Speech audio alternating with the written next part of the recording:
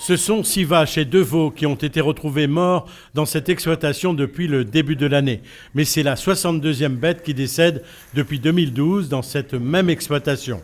Pour Mélégine Lorette, la propriétaire, la situation devient plus qu'inquiétante. Ce matin, le camion d'équarrissage est arrivé avant le vétérinaire sans qu'aucun service n'ait été alerté. Comment on l'a connu, je ne connais pas, mais c'est la DSV, la dit au GDS de venir enlever le cadavre et sans faire l'autopsie. Il a dit, lui, tant que lui enlève pas le cadavre ici, là, lui doit camper sur mon exploitation. Le chauffeur, ça, hein? Oui, le chauffeur. Voilà, c'est la DAF. Lui doit enlever absolument aujourd'hui, mais sans faire l'autopsie. Alors que ma vache n'est à 6 ans et elle est pleine, elle y devait véler le mois prochain. Donc ça n'est pas normal du tout, il faut faire l'autopsie. Pour la DEFAR, l'association de défense des agriculteurs réunionnais, il devient plus qu'urgent de savoir ce qui décime le cheptel dans cette exploitation.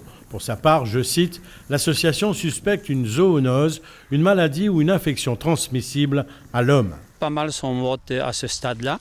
Ça peut être cette zoonose. Je suis éleveur, je ne suis pas vétérinaire, mais j'ai quand même plus de 50 ans d'expérience en élevage. Depuis 14 ans, j'accompagne les éleveurs de la DEFAR et je peux vous dire, j'ai vu des choses anormales dans le fonctionnement et le respect de la réglementation dans ce pays. Vers 15h, le camion d'équarrissage qui a attendu sur place durant plusieurs heures reçoit l'ordre de quitter les lieux. Le vétérinaire ne viendra finalement que demain. Le cadavre restera dans le champ toute la nuit.